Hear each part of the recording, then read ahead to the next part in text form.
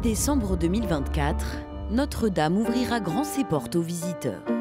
Les moindres détails ont été peaufinés, de l'oculus fidèle à celui conçu par Violette Leduc, aux Angelots détruits par l'incendie de 2019. C'est très fort, symboliquement, pour les catholiques, les croyants, les chrétiens, mais aussi tous ceux qui aiment la cathédrale. Cette voûte qui a repris entièrement sa forme, c'est vraiment un grand moment. Ces 6 derniers mois, de spectaculaires étapes ont été franchies. De l'achèvement des charpentes en chêne massif au retrait des échafaudages, les crêtes de fêtage, ces décors floraux dessinés au XIXe siècle ont aussi été installés. Chaque crête pèse 270 kg à peu près.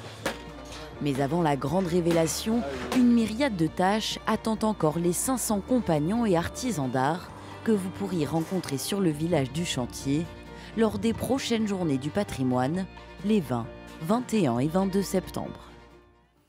Bonjour Olivier Josse, merci d'être avec nous, connecté à distance. Vous êtes le secrétaire général de cette cathédrale Notre-Dame de Paris. Alors on imagine que vous avez pu vous y rendre sur ce chantier et constater les progrès. Est-ce qu'on approche du but ? On approche du but, bien sûr, à 100 jours de cette réouverture et c'est une joie qui habite l'ensemble de ceux qui contribuent à ce chantier.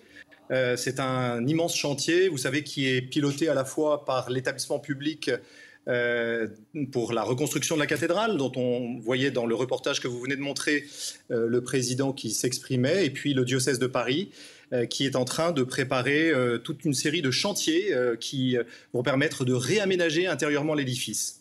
Qu'est-ce qui vous a marqué, vous, la dernière fois que vous êtes allé sur ce chantier ?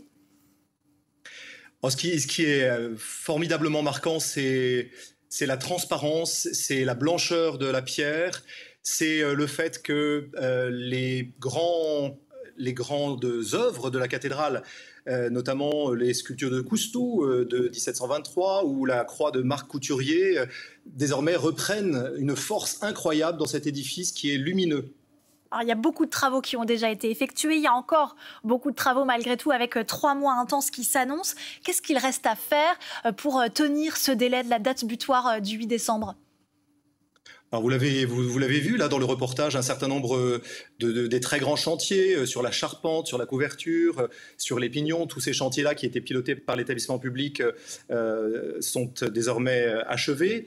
Désormais, c'est à l'intérieur de la cathédrale que les choses se déroulent et les chantiers sont en cours. On est en train d'achever la restauration, la réfection des sols, la mise en place et l'harmonisation du grand orgue, la mise en place du plateau liturgique et tous les ateliers, les artistes, les compagnons qui travaillent dans ce que nous avons appelé l'atelier de Notre-Dame sont en train de préparer cette réouverture, puisque maintenant que l'édifice a été restauré, il faut y installer du son, de la lumière, de l'audiovisuel, y replacer du mobilier liturgique, des assises, une signalétique pour que les fidèles et les visiteurs qui vont entrer dans la cathédrale s'y retrouvent.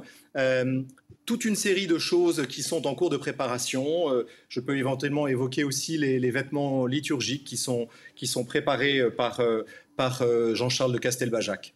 C'est quoi l'état d'esprit de toutes ces centaines d'artisans et d'ouvriers qui sont toujours mobilisés et depuis très très longtemps maintenant sur ce chantier ? Comment est-ce qu'ils voient l'avancée de ces travaux ? On imagine qu'eux aussi partagent votre enthousiasme et votre envie de voir ces travaux enfin s'achever ? Bien sûr qu'ils partagent cet enthousiasme. Si vous voulez, je crois qu'il y a à la fois une très grande fierté, une très grande joie à l'approche de cette réouverture intérieure de la cathédrale.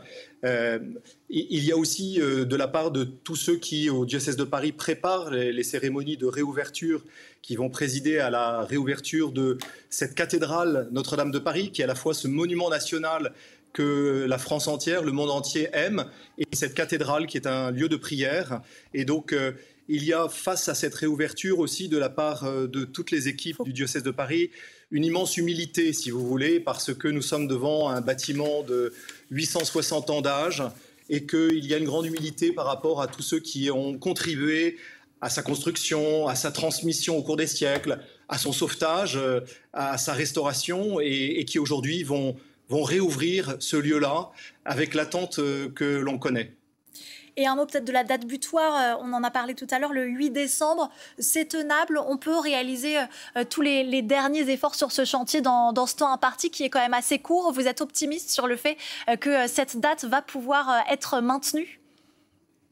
Bien sûr, nous sommes toujours optimistes et nous faisons tous nos efforts pour que cette date soit maintenue. Vous savez, les grands travaux de restauration patrimoniale sont des travaux qui font apparaître de temps en temps des incertitudes et il faut passer au-delà de ces incertitudes, passer au-delà de ces aléas et avancer pour que ce moment attendu de la réouverture puisse être possible. On attend, vous le savez, autour de 15 millions de fidèles et de visiteurs dans l'année de la réouverture. 15 millions de fidèles et de visiteurs, c'est, pour donner un exemple, c'est à peu près 2 fois le nombre de visiteurs qu'accueille chaque année le château de Versailles ou le musée du Louvre. C'est à peu près 3 fois ce que la Tour Eiffel accueille chaque année. C'est donc un immense pari et cela démontre aussi une immense attente de retrouver ce lieu qui est un lieu de prière, un lieu de paix. Merci beaucoup Olivier Josse, secrétaire général de la cathédrale Notre-Dame de Paris. Merci d'avoir répondu à nos questions sur France Info.